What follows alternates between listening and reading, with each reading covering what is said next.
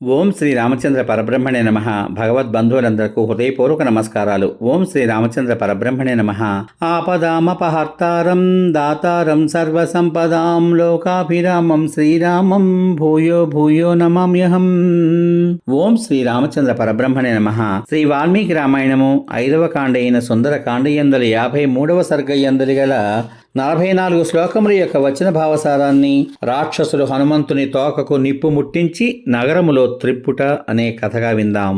రావణుడు మహాత్ముడు తన సోదరుడు అయిన ఆ విభీషణుడు పలికిన దేశ కాలానుగుణమైన హితమైన మాట విని, నీవు చెప్పింది బావుంది, దోతను చంపుట నిజమైనది, అందుచేత వీనికి వధ కాక మరి యొక్క దండనం ఏదైనా తప్పక ఇవ్వాలి అని పలికి, వానరులకు తోక చాలా ఇష్టమైన అలంకారమట, దానికి నిప్పు అంటించండి, కాలిపోయిన తోకతో ఇతడు వెనుకకు వెళ్ళేటట్లు చెయ్యండి, అప్పుడు అంగవికారం చేత కృశుడై దీనుడై ఉన్న ఈతనిని మిత్రులు జ్ఞాతులు మిత్రులతో కూడిన బంధువులు చూస్తారు. మండుతున్న తోకతో ఇతనిని రాక్షసులు పురములోని చతుష్పథాలతో సహా అన్ని ప్రాంతములందు త్రిప్పుదురుగాక అని రాక్షసులను ఆజ్ఞాపించాడు. కోపం చేత కఠినమైన స్వభావం గల ఆ రాక్షసులు రావణుని మాటలు విని పాత నూలు బట్టలు హనుమంతుని తోకకు చుట్టబెట్టారు. రాక్షసులు ఆ విధంగా తోకకు బట్టలు చుడుతూ ఉండగా హనుమంతుడు వనంలో ఎండిన కట్టెలు లభించిన అగ్నివలే వృద్ధి చెందాడు. పిమ్మట ఆ రాక్షసులు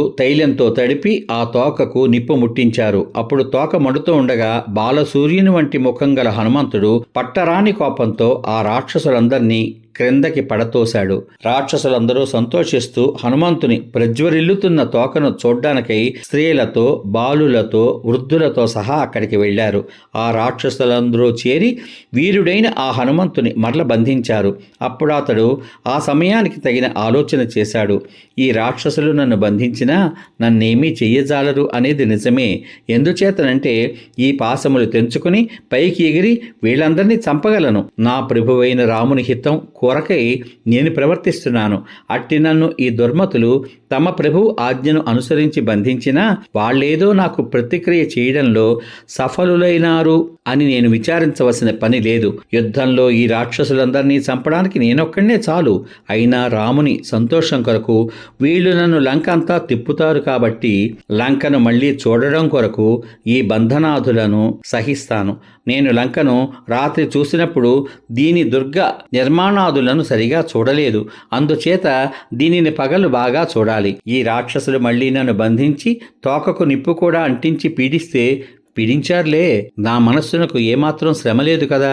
మహాబలశాలి వానర శ్రేష్ఠుడు అయిన ఆ హనుమంతుడు మనస్సులోని భావాన్ని పైకి తెలియనీయక పడి ఉండగా ఆ రాక్షసులు పట్టుకుని సంతోషిస్తూ వెళ్లారు. క్రూరమైన పనులు చేసే ఆ రాక్షసులు శంఖములు భేరీలు మ్రోగిస్తూ ఆ హనుమంతుడు చేసిన వనభంగము మొదలైన అపరాధములను ఘోషిస్తూ అతనిని ఆ నగరం అంతటా కూడా తిప్పారు. హనుమంతుడు రాక్షసులు వెంటరాగా సుఖంగా వెళ్లి రాక్షసుల మహానగరమైన లంకలో తిరిగాడు. అక్కడ విచిత్రములైన విమానములను, రహస్యమైన భూగృహములను, బాగుగా తీర్చిన చతుష్పథాలను, గృహాలతో ఇరుకుగా ఉన్న వీధులను, పెద్ద మార్గాలను, చిన్న గృహములను, మేఘముల వంటి ఎత్తైన గృహాలను చూశాడు. రాక్షసులందరూ హనుమంతుని చతుష్పథాలకు, 4 స్తంభాల మండపాలకు, రాజమార్గమునకు తీసుకుని పోయి ఇతడొక గూఢచారి అని చాటసాగారు. తోక కాల్చిన హనుమంతుని చూడాలి అనే కుతూహలంతో ఆయా ప్రదేశముల నుండి స్త్రీలు, బాలలు, వృద్ధులు బయటికి వచ్చారు. అప్పుడు హనుమంతుని తోక చివరి భాగమును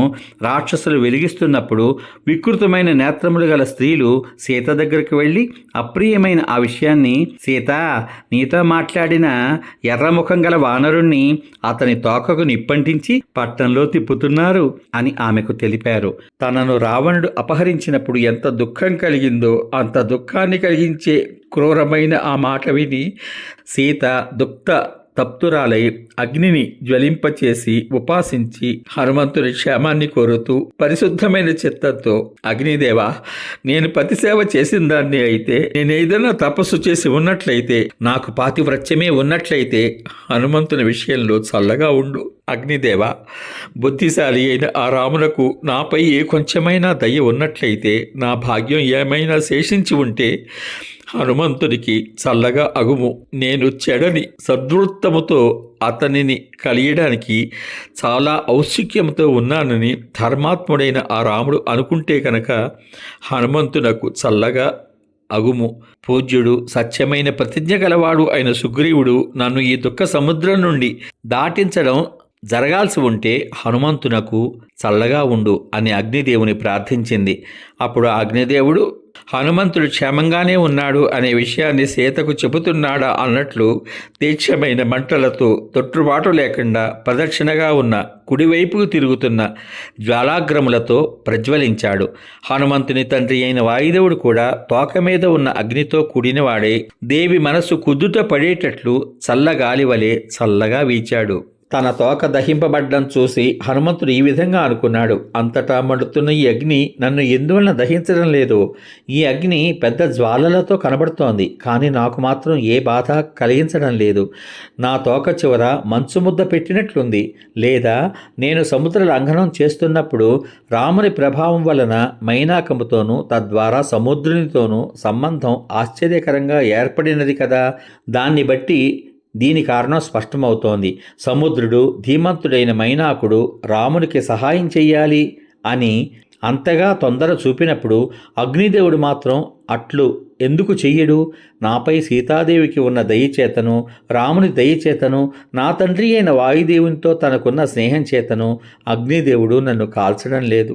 హనుమంతుడు మరల ఒక క్షణం ఆలోచించి వేగంగా పైకి ఎగిరి గర్జించాడు. పిమ్మట పర్వత శిఖరము వలె ఉన్నతమైన రాక్షసుల గుంపుల నుండి దూరంగా ఉన్న నగర ద్వారం దగ్గరకు వెళ్ళాడు.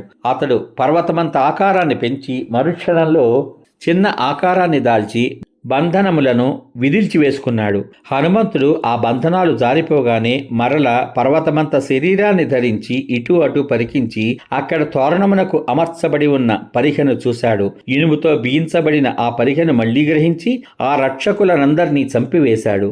యుద్ధంలో తీవ్రమైన పరాక్రమాన్ని ప్రదర్శిస్తూ ఆ హనుమంతుడు ఆ రాక్షసులనందరినీ చంపి మళ్లీ లంక వైపే చూస్తూ మండుతున్న తోక చేత తన చుట్టూ అగ్నిజ్వాలల మాలలు విస్తరించడం చేత కిరణ పంక్తులతో కూడిన సూర్యుడి వలె ప్రకాశించాడు.